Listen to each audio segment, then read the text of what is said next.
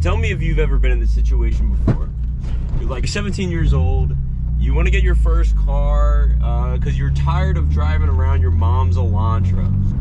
So you do some research, you watch like a video like mine, something that's four-door, something that's fun, a good driver's car, something you can learn on, something rear-wheel drive, stick shift, reliable, and affordable. And the car that you found that you've decided fills out this form just perfectly.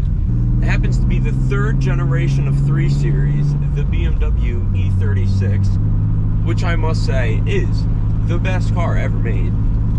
So now you're thinking to yourself, man, I wish that I knew somebody that owned an e36, or I wish I knew somebody who had an e36 as their first car.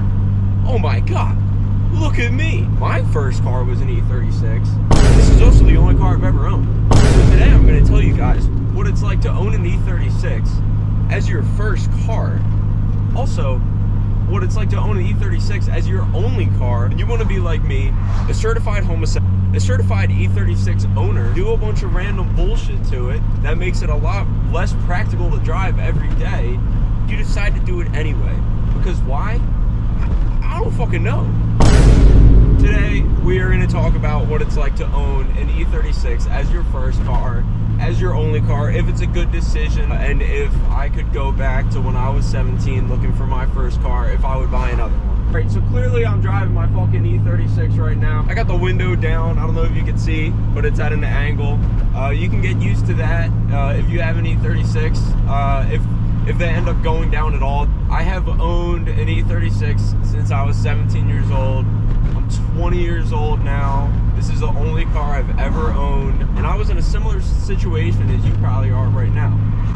I was 17. I wanted to drive stick. Now my dad has a stick shift car. It's a Mark 6 Jetta. And it's a TDI.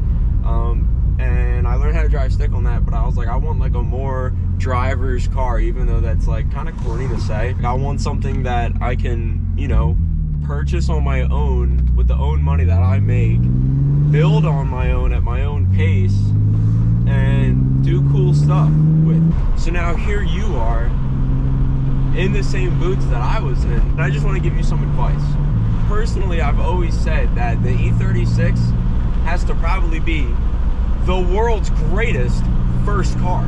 Between the way that this car handles, how easy this car is to work on and fix, there's not much of a reason that you shouldn't get one. I'm gonna pull into this parking lot.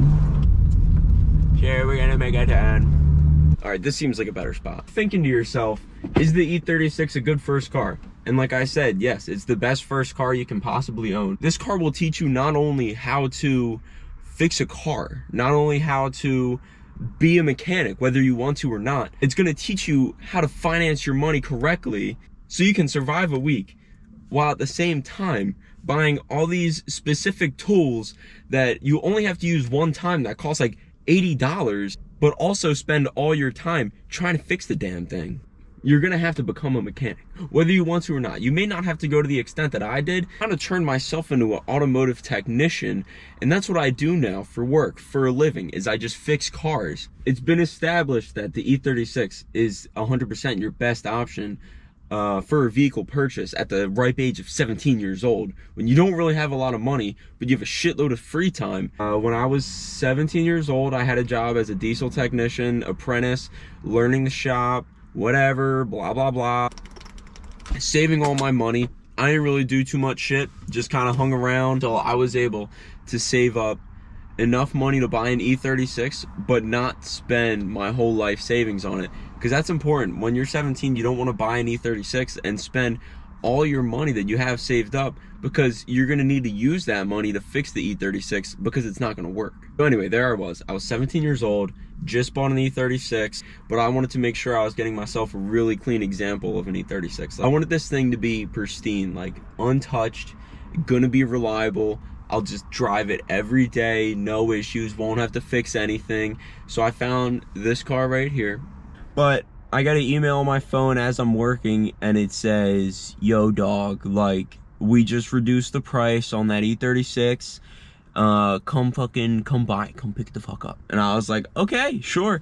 So I told my dad that we were going into PA. Go in, it's at like this sketchy it's like this, it's this part of Philadelphia that's like on the outskirts, and it was a used car lot, but they had like these really, really nice like sports cars, but they all had like insane miles on them.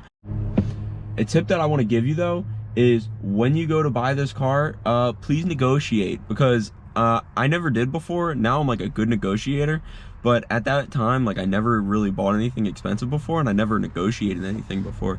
So I was kind of just like, okay, like filling out the paperwork, and I was about to start talking about price. I'm like, so we said, and the guy was like, I'm gonna stop you right there, dog. Like, we're not doing this. Like, you're gonna just pay full price. If you're not, I got somebody on the way. And I was like, okay.